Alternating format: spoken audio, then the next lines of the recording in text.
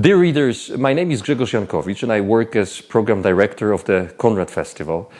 It is my great pleasure to welcome George Saunders as the guest of honor of this year's edition. George, hello. Hello, good to see you. Thank you for having me. George Saunders' work, at least some of them, have been already transferred to the Polish language. We have one book of his short stories, an absolutely fantastic novel, Lincoln in the Bardo, for me, one of the most important works of the 21st century so far. Among his books, there are also volumes of essays. At the beginning of this year, a collection entitled A Swim in a Pond in the Rain was released in the United States. The subtitle of this book explains what's inside. And here it is, in which four dead Russians give us a masterclass in writing and life.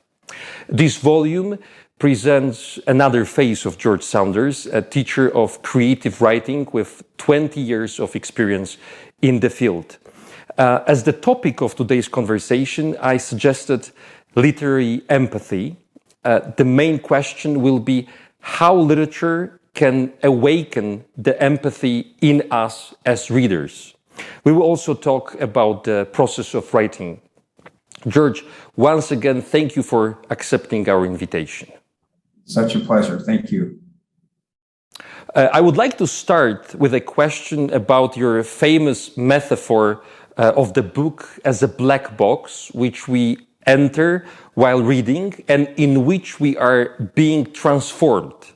You've talked about it many times before. From the moment I read your essay on Kurt Vonnegut, this metaphor has been with me all the time. I truly believe that literature functions in this way, stimulating all our senses and deeply transforming us.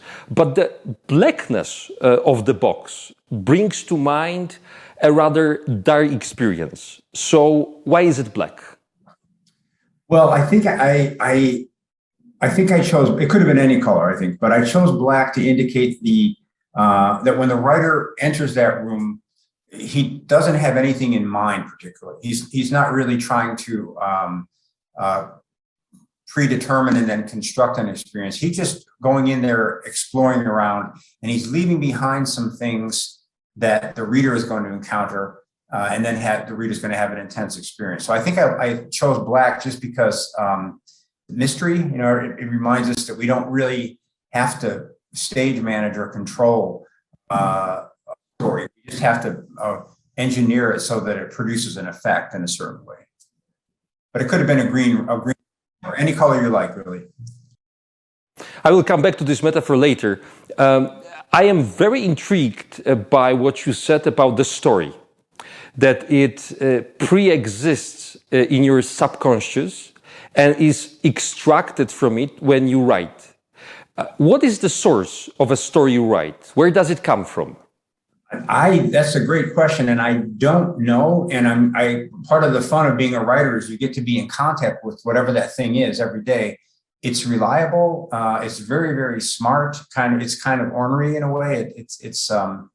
But for me, that idea about the story existing is kind of a way to help me understand the process, which for me is I start a story without any real notion of where it's going or what I want it to be about or anything. I'm just looking for a little bit of fun, something that's interesting to me as a writer. Then I start kind of poking at that a little bit, trying to rewrite it, make it funnier, make it faster, whatever. And then suddenly the story will go off in a certain direction, almost like it's in search of energy. And my job, I think, is to kind of just respectfully follow it, just kind of keep trying to guide it down the liveliest paths. And then at some point, the story will start to actually mean something, almost on its own, not guided by me, but spontaneously, through the thousands of little micro decisions you make with each day of editing, So then I've often had this experience where at the end of a story, it feels as if the story existed always. It was always out in this Platonic space, perfectly formed. And then when I went to tell it, I dropped it and it hit the ground and shattered. So the revising was just me putting the thing back together in its original, perfect form. I don't really think that's literally neurologically true, but that's really the experience as I'm working on it. Sometimes, for example, I'll cut a piece of the story out early. A paragraph isn't quite working, so I just take it out and put it in another file. And I work for 2-3 years. And at the end, I'll get to a place and I think, oh, I need a paragraph like this. And it'll be exactly that one that I cut 3 years ago. Almost as if it always knew it needed to go in the story, but it just didn't know where yet. So for me, the adventure of writing is just that I don't really understand why it should work. Why should it work that I make up a story by rewriting it 300 times, and then you in Poland read it and it speaks to you, maybe in a deep way that stories can. Why should that be the case? You know it's not true. I know it's not true, So I just keep doing this job because I'm so interested in the mystery of it, really. Does literary excellence mean anything to you? Is it important for you? Are you striving for literary excellence when you reshape, rewrite, change the structure, change the characters of your stories? I think so. I mean, I'm not sure about the definition of literary excellence, but I think I'm trying to communicate at the highest level with you, with the stranger on the other end. And the way I see literary excellence is it's really the process of increasing the apparent respect that I have for you as my reader. If I have a sloppy paragraph that only indicates loosely, that's kind of being disrespectful of your time. I'm asking you to participate in something sort of half-baked. Whereas if I take that paragraph and work on it and try to make it more communicative and lively and direct, I think of that as basically showing respect for you. Now when you read it, you can feel me on the other side thinking well of you. And so I think when people talk about empathy in fiction, that's part of it. The idea that the two of us have, the reader and writer, have come to the page with a kind of mutual respect, which is indicated by the prose. Then you rise to the occasion by saying, oh, this Saunders guy, he actually seems to think well of me. I will avail him of all my life experiences and my dreams and hopes and fears. I'll bring those to the story. And in the best case, we're communicating at a very high level, almost as if there isn't a boundary between us, but that only happens from the writer's end if I respect you in advance.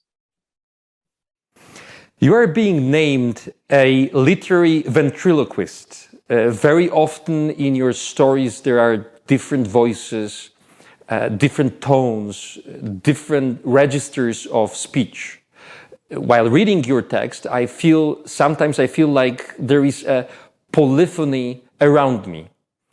Why do you find so appealing to bring many different voices in your stories, and what purpose does this polyphony have in your work? Right. Well, I think, I teach writing here in the States, and what I found is that there's a connection between what a writer can do well and with some joy, and that writer's eventual book. So in other words, I think we tend to write in ways that we find fun, or find easy, productive. And that's always related, I think, to some personality thing. So for me, as a kid in Chicago, I wasn't a very literary kid, but I liked comedy. I liked stand-up, George Carlin and Richard Pryor and Steve Martin. And I also like these people who would do impersonations of President Nixon or John Wayne or whoever. And that was in our playgrounds, in our school, that was a real way to be powerful. If you could imitate somebody, that was very powerful. And kind of one level up from that was a kind of improvisation where you were inventing an imaginary person and giving him a voice and giving mannerisms and even a backstory. That was considered kind of a cool thing to do, and I could do it. So I think that's why it's in my stories, just because I enjoy it and I can do it pretty well and do it reliably. Now, once you've done that, then I think you start the process of justifying it, philosophically explaining it. To me, when I ask myself, what is the world, or maybe what does the world look like to God if God exists? It seems to me that polyphony is the right idea. If you have, three friends sitting around a table, what's really happening is that there's three separate, very energetic mind loops running at once, monkey mind. each person having his or her own thoughts in his or her own language with biases and hopes and prejudices and all that kind of stuff. And then the fun begins when somebody puts a donut on the table or, a pastry, and they all reach for it. They reach for it for reasons that are fully explained in their minds, but that the other people don't know about. So to me, to try to find in a literary structure a way of mimicking that extreme subjectivity is really interesting. So for me, a story that has three different viewpoints is coming closest to describing the world the way it actually is. And do you prepare yourself for imitating these voices? Is it something that comes naturally, or you have to practice? You have to use certain tone of speech for some time to catch what it should look like or sound like? For me, it's more a process of discovery. So if I'm like, for example, I'll say, okay, I want to have a story with a 15-year-old boy in it. Then I'll just start typing, almost like it is like improv. I'm just sort of freestyling, trying to find some way in which that voice will say to the reader, a 15-year-old boy, and will say a particular individual 15-year-old boy. And it's really just trial and error. Sometimes you'll type a couple pages, nothing's alive. And then on page 3, you'll hit a certain turn of phrase, or you'll misuse a phrase maybe, or an extended fantasy sequence that sort of reveals who he is. Then I'll just cut the rest of it away. And now I know a little more about him.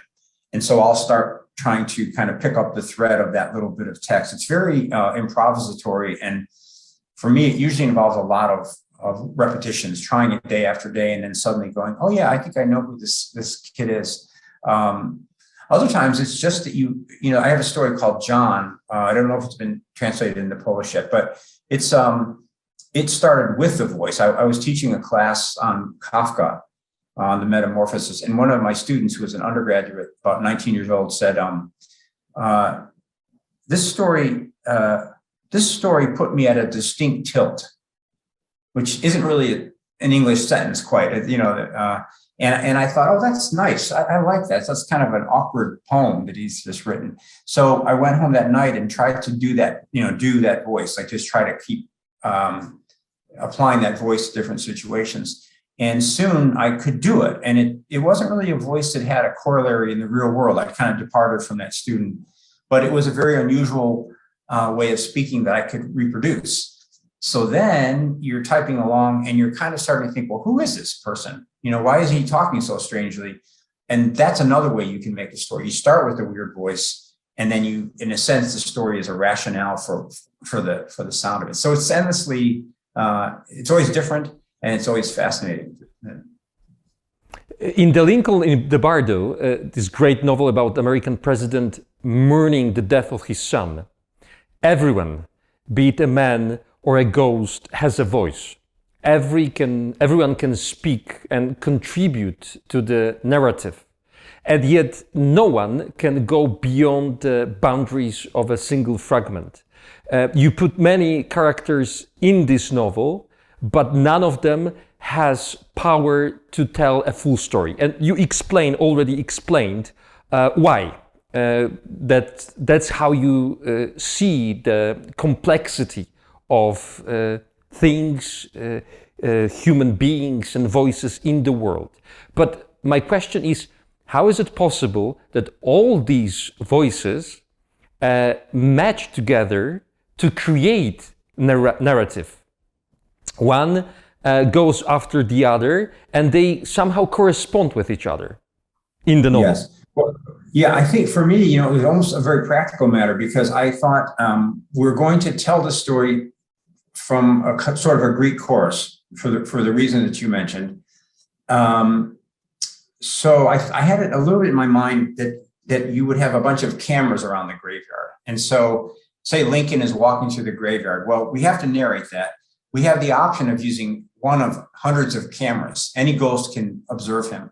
So I think part of the thing was I tried to keep my mind on the fact that there was really a very simple story in the book, which was, a father, a loving father, loses his child for reasons we don't quite understand, but maybe we can posit. He comes to the graveyard that night. He interacts with the body. And at some point it's too much and he leaves forever. Meanwhile, the son, the spirit of the son is there. He is staying when he shouldn't be staying. And at the end, where you're going to find out if he does the right thing and leaves or if he stays. That was the simple structure. So then when you have that, you just say, well, who do I want to narrate this little part of the story? Who would be the best person in the best location to narrate this part of the story? So that gave you the freedom to kind of turn those cameras on and off as you needed them. But the continuity of the narrative was kind of guaranteed by the fact that it was so simple. You know, I basically, in my mind, I was always thinking, where is Lincoln and where does he want to be? And then from that, you could kind of construct it through. But of course, you know, the bigger answer to your very good question is that it's always me telling the story. You know, it's almost like I have hundreds of hand puppets, and it's always me with the hand, but I put a different puppet on and I do a different voice. And so, of course, it is going to cohere a little bit. It's going to be my vision of what happened that night. But it's a kind of a controlled institute, really, you know. You're interested in a certain type of a character. People you portrayed in your stories often came from the American working class. They led a rather simple existence, trying to cope with the problems of everyday life. Why are you paying so much attention to the working class, to the problems of people coming from the working class? Well, it's kind of autobiographical. I mean, I was from the South Side of Chicago. We were from an interesting class. It wasn't coal mining, but also there weren't too many college graduates in my extended family. So it was, I would say, a working class life circa 1970. We had, for example, in the neighborhood, there was one guy who was a construction worker. Another person was an accountant for Wrigley Gum. You know, it was kind of, another guy was a truck driver. So it was basically a working class American neighborhood of the type that is vanishing now. You know, these are people who were mostly not college educated, but they could have a nice, dignified life just by working hard 8 hours a day. That's increasingly difficult now here. So I think my natural sympathies lie with working people. And then when I got married and had kids, we didn't have very much money.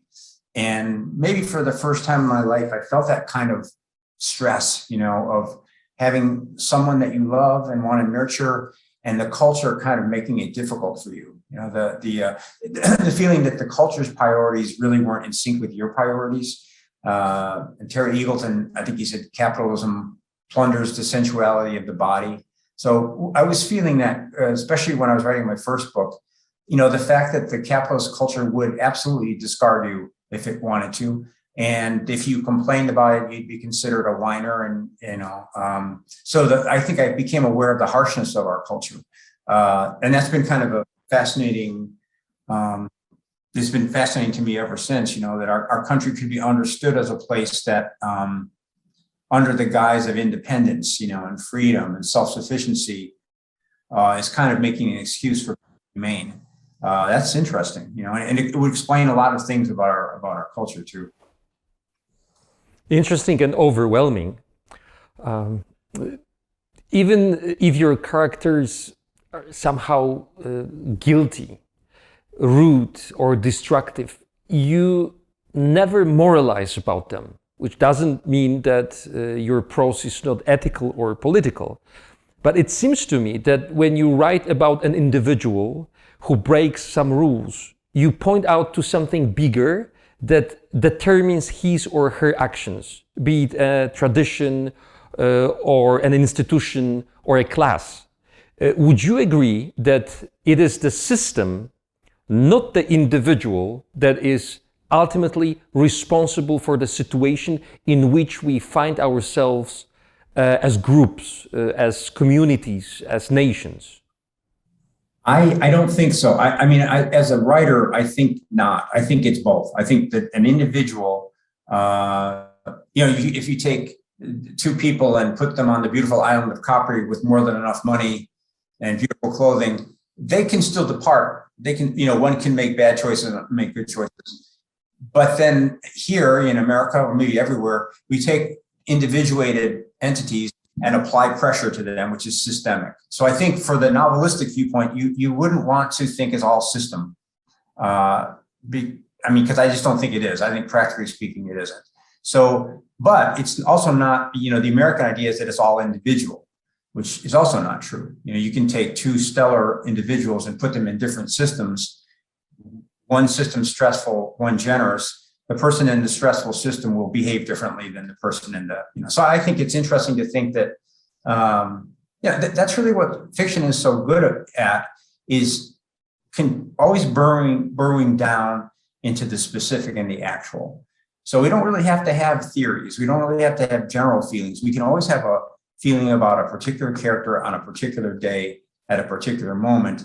There's a kind of a moral wisdom in that, I think. And I find it a bit relaxing to say, I can put aside my grand theories and my big ideas about life and my big pronouncements. And I can just look at one individual person on one day. And as you suggested, try to have some empathy for that person, because everything happens for some reason. If I walk out to my car right now and someone comes up behind me and punches me in the head, well, I don't like that very much. And I won't feel sympathy for him. But if I step back, well, to him, it made sense.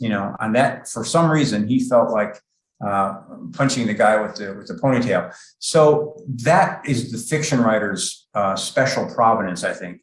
Because we have the time and the space, and because the story is invented, we can maybe abide in those feelings of trying to understand other people a little longer than we can in real life, which I think is a blessing. And there's a possibility that maybe, I'm not sure, but that practice of thinking that way might even seep out into your real life. Maybe, I'm not sure about that. When one reads your essays from the Brain Dead Megaphone or stories from the collection titled In Persuasion Nation, by the way, I love this title and the concept of the nation that is constantly being persuaded, that functions in a state of persuasion. So when one reads today those texts, one has the impression that it is even worse than it was before. That the processes you described in these texts have only intensified. That we are subjected to more social mechanisms, and those mechanisms further confuse and constrain us. So, George, how to deal with this today? Yeah, what can we do? You're right. When I read those stories, they seem so sweet now. They seem like, that's a very early version of the internet, or very benign sort of manipulation. I had sent David Foster Wallace a draft of that Brain Dead Megaphone essay in which some of these issues are discussed. And he said, yeah, I agree with you. I think it's good. He said, I think your conclusion is a little tepid.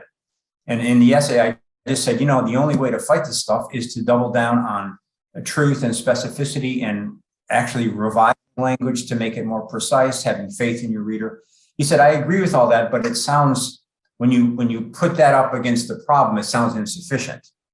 I suspect it is. Here in America now, the anti-truth movement is just rampant, and it's maddening. You can't quite figure out how it started or how it would stop.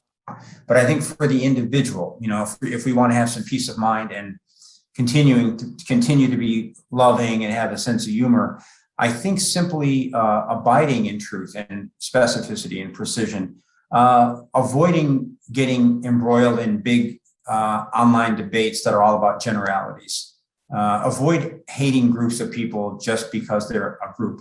That's the discipline that I think I'm trying to follow. It's very difficult, but for me, writing is a really good way to remind myself that if you want to tell the truth, you should be as specific as possible.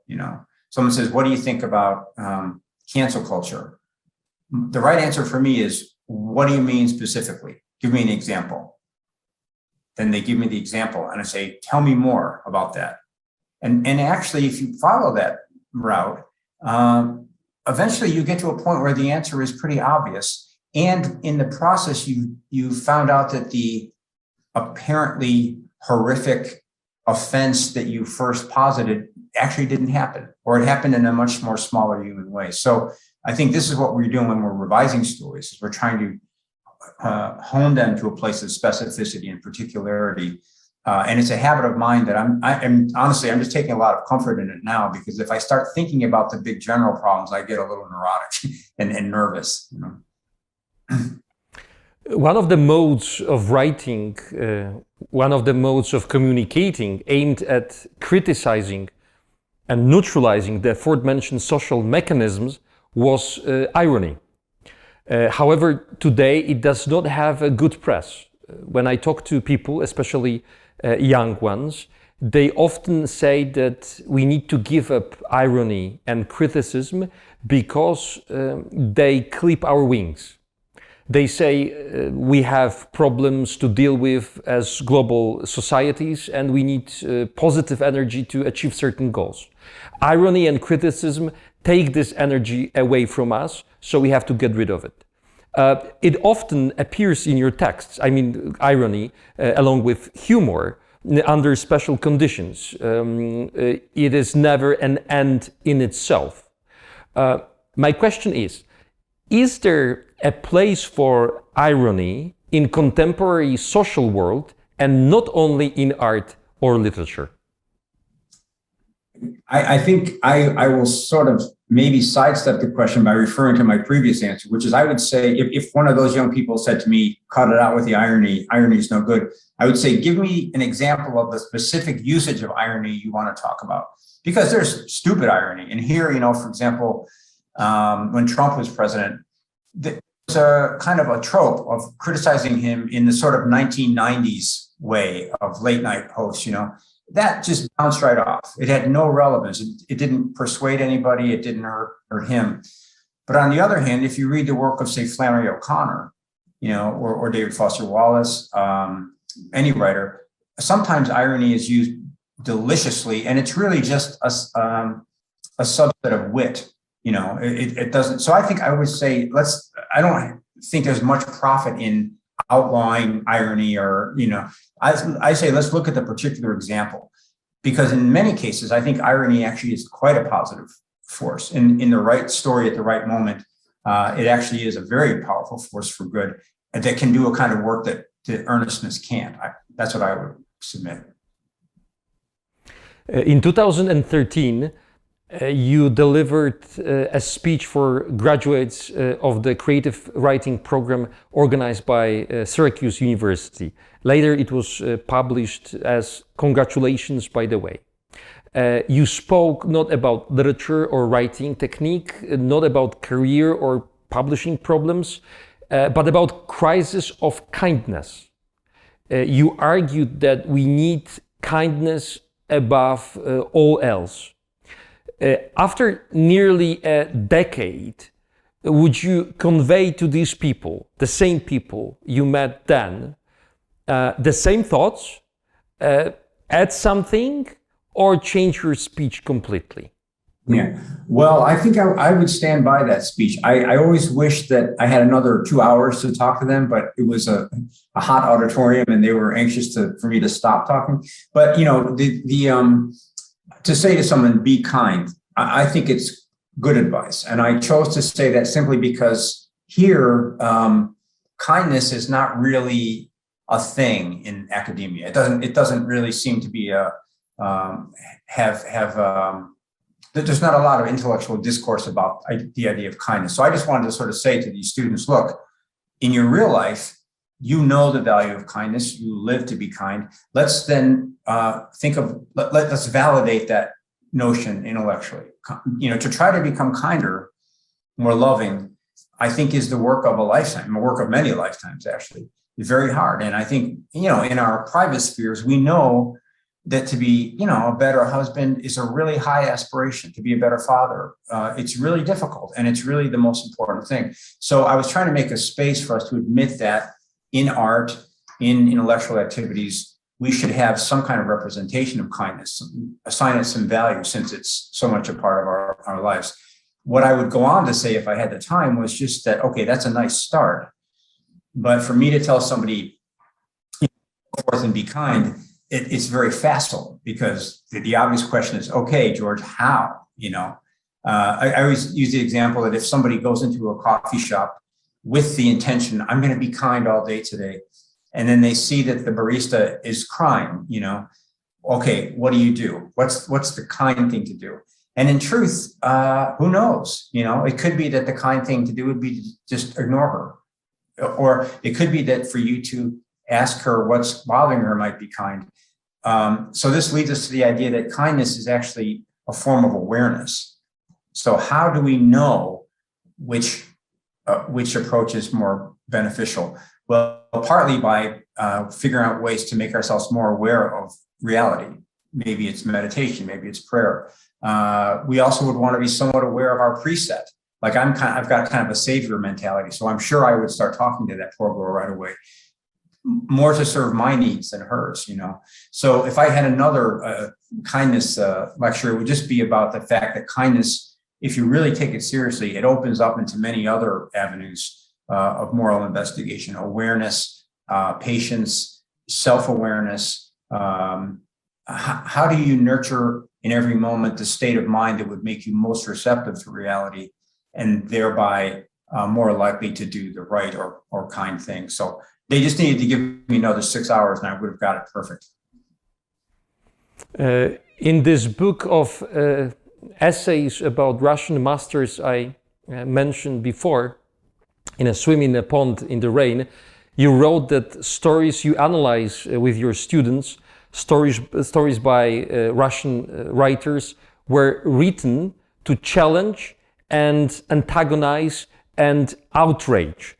And you add that the resistance in the stories is quiet, at a slant, and comes from perhaps the most radical idea of all, that every human being is worthy of attention, and that the origins of every good and evil capability of the universe may be found by observing a single, even very humble person and the turnings of his or her mind.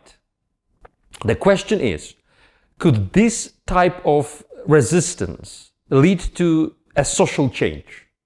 If we all, let's imagine such a situation, if all human beings take the words of Chekhov, Turgenev, Tolstoy, or Gogol, or all of them, seriously, could the structure of today's societies, today's world, change? I think the answer is actually yes, but history tells us that doesn't happen. In other words, not everybody reads the masters with great concentration. I think I might advocate a slightly more humble program, which would just be if we look at the way a great work of literature operates on us. So, for example, if we took a break now and everybody went to read Gooseberries by Chekhov and then came back, I think the secret to what literature does and doesn't do is to be found just in the way your mind changed during that time. So I hand you the Gooseberry story, your mind is in a certain place. You finish it, your mind is in a different place. What is it that it changes? Now, it's hard to discuss, but for me, the real thing is when I'm done with a beautiful story, I'm just marginally more alert to reality. It's more interesting to me suddenly, even though I'm here in California, has nothing to do with Chekhov's Russia. But having been through that experience, I'm just a little more alert, a little more like, wow, I'm actually in this universe and I won't be forever, that kind of feeling. The other thing I think it does is, especially with these Russian masters, their stories tend to destabilize our certainty about moral issues. So, for example, in Gooseberries, he starts writing generally about happiness, and one of the characters claims that happiness is actually a kind of a decadent aspiration. And we think, oh, that's interesting. Yeah, that's true. And sometimes when I get what I want, I feel like a pig. I feel like I'm, hogging all the resources. Then in the story, Chekhov makes a way to come at that from another angle and say, isn't it wonderful to be happy? Isn't it beautiful when others are happy and when you're feeling joyful and you think, yeah, that is great, So the actual outcome of the story is that those two contradictory ideas are enlivened in the reader, and they just hum, they just resonate there. Then when I close the book, I'm a little bit, I would say, less interested in quick judgments. I'm a little more aware of the contradictions that exist in me, and I have Chekhov to thank for that. Now, does that make me a better person? I don't really know. Does it, if that guy comes up and punches me from behind, as I described earlier, and I've just read Gooseberries, will I be more likely or less likely to punch him back afterwards? I'm not really sure about that. I would almost be hesitant to go too far with that. The truth is, we've had beautiful stories for thousands of years, and we've had horrible crimes for thousands of years. So I don't think it's useful to see it as a kind of medicine that will cure us, but it might be a medicine that's keeping us healthy every day. In a kind of a finger in the dike way. We are as good as we are, partly because of our storytelling minds. I have a political question now, straightforwardly a political question about Afghanistan. When I got an information about Americans leaving Afghanistan, I immediately thought about your chapbook from 2006 titled Bees Stung Me, So I Killed All the Fish. In one of the texts from this collection, small collection, you wrote as follows. People of Iraq, I say to you, stop trying to kill us so we can leave. But also do not fear. We are in it for the long haul, although we cannot stay with you indefinitely. No, as soon as you stop trying to kill us, believe us, you will never see us again. Therefore, trust us, people of Iraq, have faith. We assure you, as long as you continue trying to kill us, we will never abandon you. This is a political satire in which you critically portrayed the US military operations in Iraq, mocking those in charge of ending it. To me, it has even greater power in the context of Afghanistan today. What do you think about it? Americans came to Afghanistan to change everything, right? Americans stayed there for almost 2 decades and left, letting Taliban to re-establish what was there before. So what sense does it make? Very little sense. I think, I was born in 1958. And so I have very, strong memories of Vietnam. And we haven't learned the simple lesson that in my view, if we want to be a beacon for democracy, which is kind of a thing here, the best way to do it is to have a very, very strong, compassionate, just democracy within our own borders, and just be quiet and don't run around exporting it. Because people who, other countries who are ripe for democracy will see that and be inspired, and they'll do it on their own, and they'll do it in their own flavor. We got into this idea of American exceptionalism, and that it's our job to spread all good things. And if somebody damages us, as they did on September 11th, we have to go out and inflict harm. And it's we're just at the tail end of a very idiotic cycle that started, I would say, in September of 20 years ago. And it's a difficult lesson, the idea that sometimes to be virtuous, you just have to mind your own business and be quiet.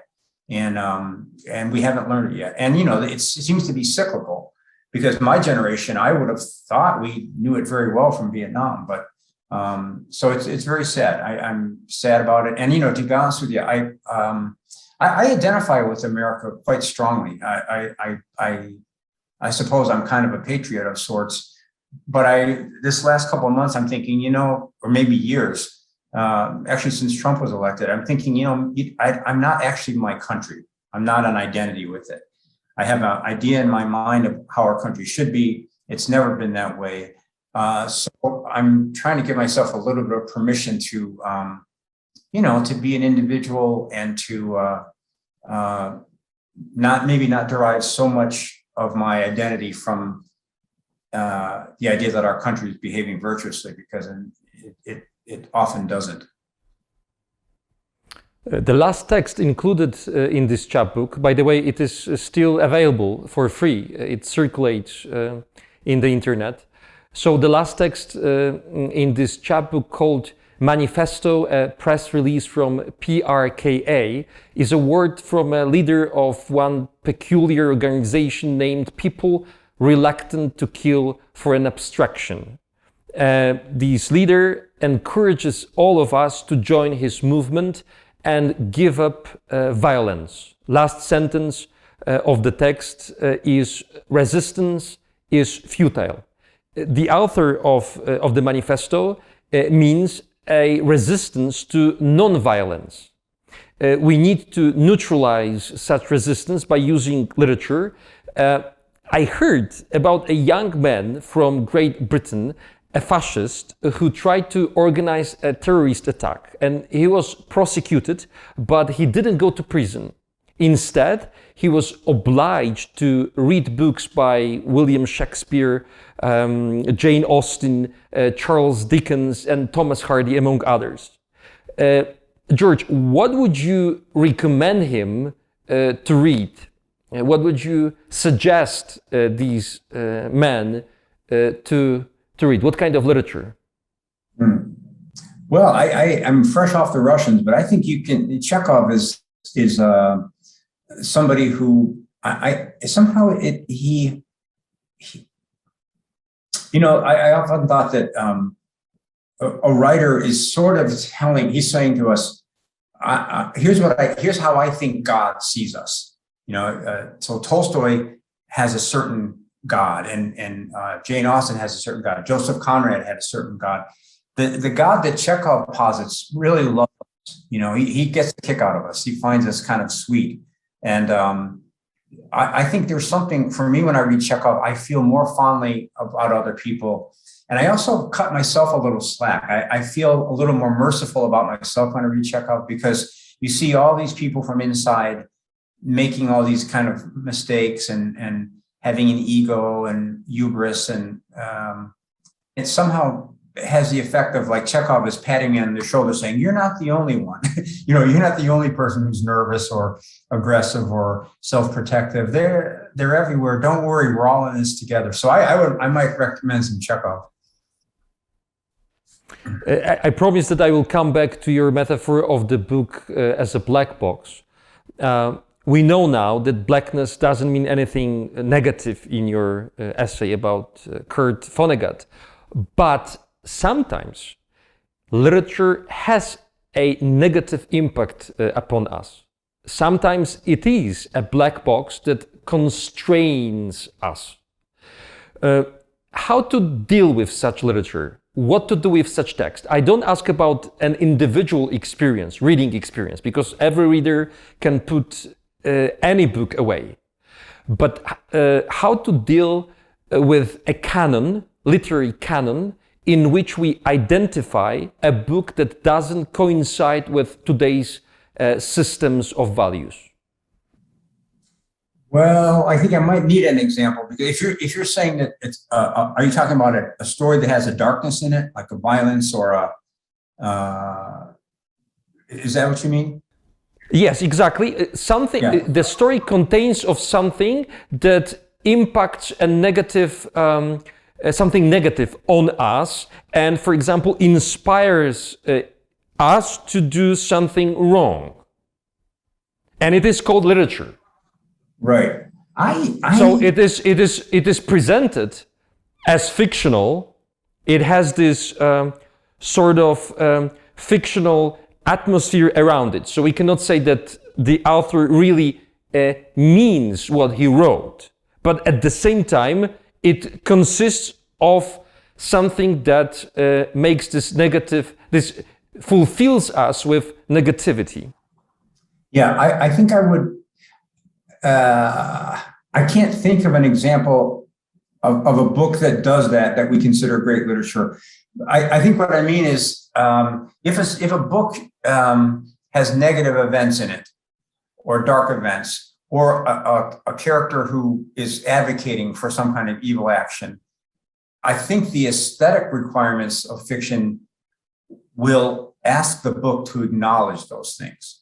In other words, I have a book in which the main character believes in cutting down every tree in the world. because they're talking to him, and they're so chainsaw, and he cuts down all the trees in the world.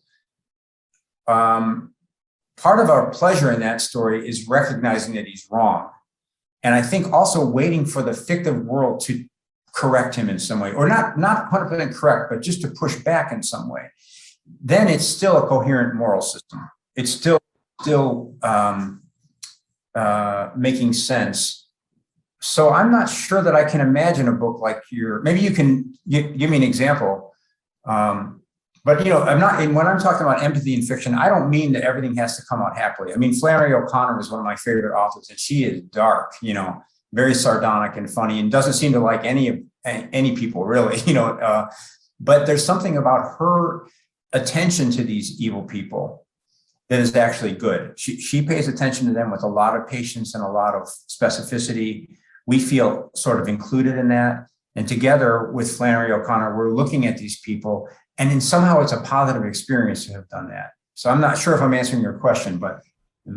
Yeah, of course you are. You asked about the example. Well, recently we had here and in the States, first in the States, then here in Poland, we had a discussion about Lolita by Nabokov. How to treat that kind of literature presenting harm to a kid by a grown-up man. Right. Well, that would be a good example of that kind of literature that consists of something that has the negative impact upon us, preserving and promoting a system of values, a system of behavior that can inspire someone to do more harm.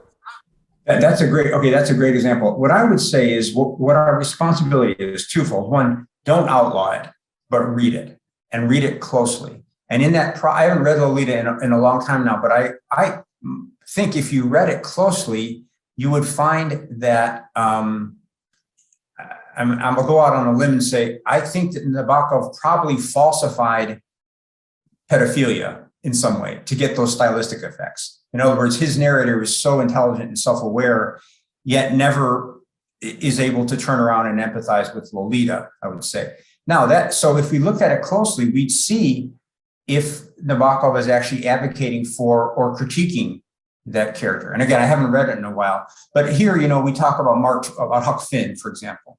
And there was a movement for a while to ban Huck Finn from schools because it has racist language in it and so on. To me, it's a much more profitable thing to read it super closely.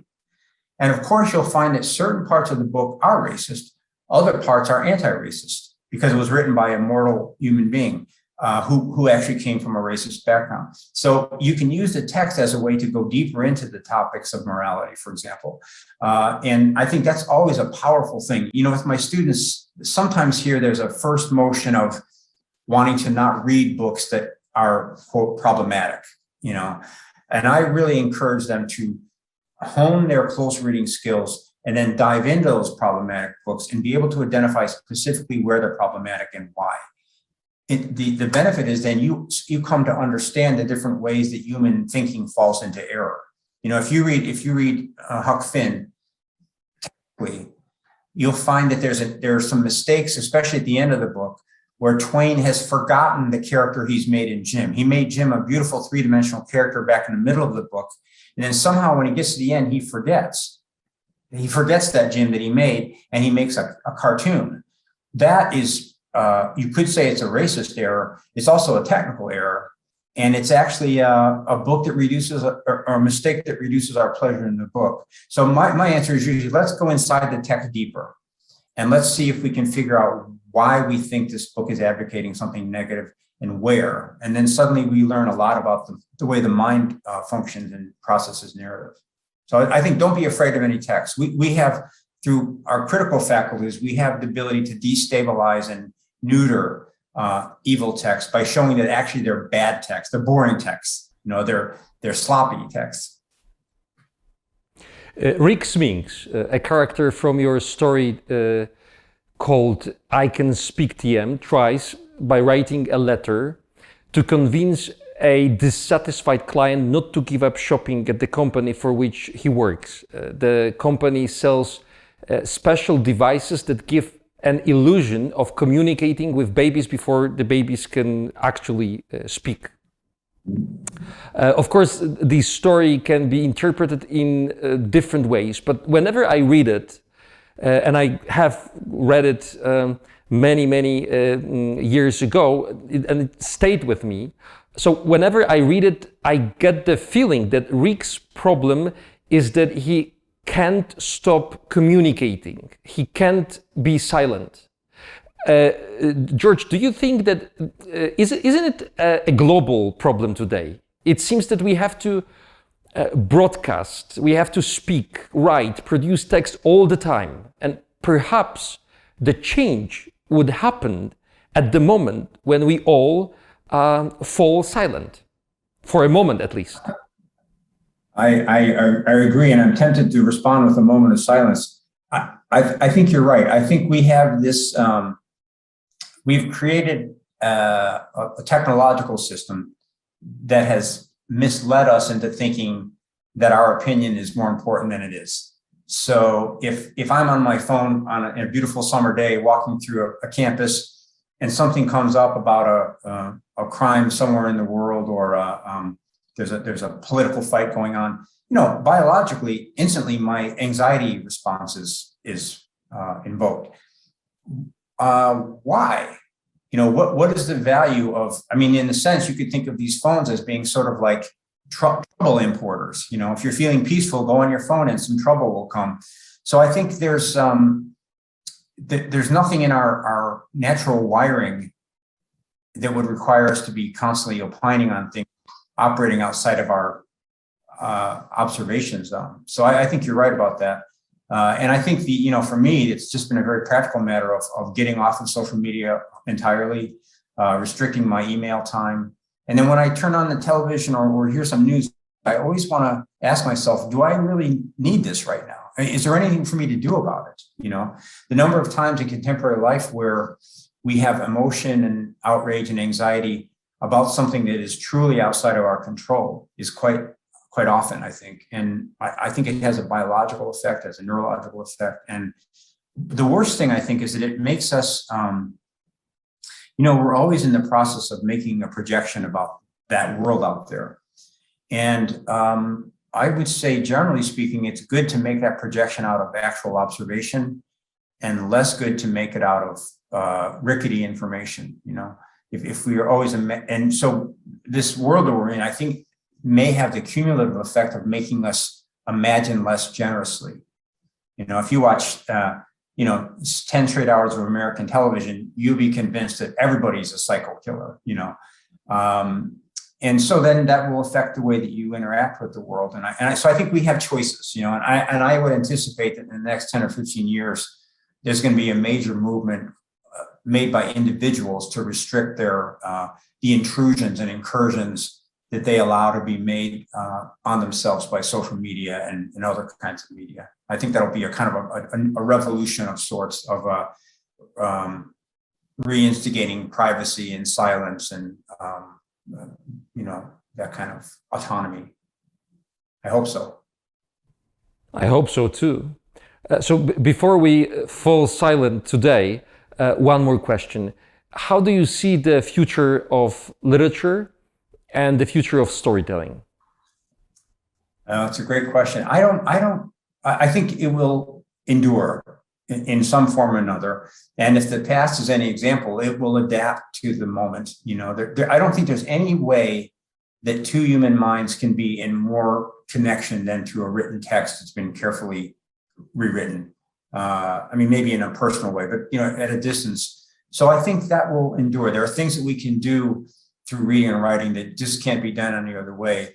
Things that are integral to our survival and to our pleasure. So I think it'll survive. I expect, as it always has, that the language will change and it'll become either more complex or more simple. But I have a lot of faith that it will continue. Partly because I just taught a class last hour of 6 brilliant young American writers, and you see how intense they are and how much they trust that the written word is the best way for them to be in the world. And so I'm always encouraged every fall when I teach that I think, literature will go on. But of course, if you and I could get in a capsule and go 200 years in the future, I'm sure that literature would seem quite different to us. And I would imagine it might seem decadent, and it would seem less linguistically interesting. Who knows? But no, I think that's the job. I tell my students that's their job, is to answer that question through their activity.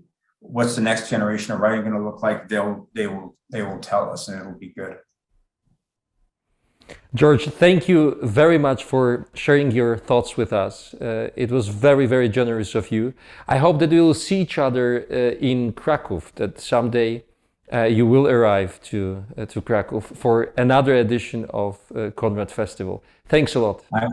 I would love it, and I'll wear a jacket to look as handsome as you look when I'm there. Thank you so much, George. For your wonderful questions. Thank you. See you. Bye-bye.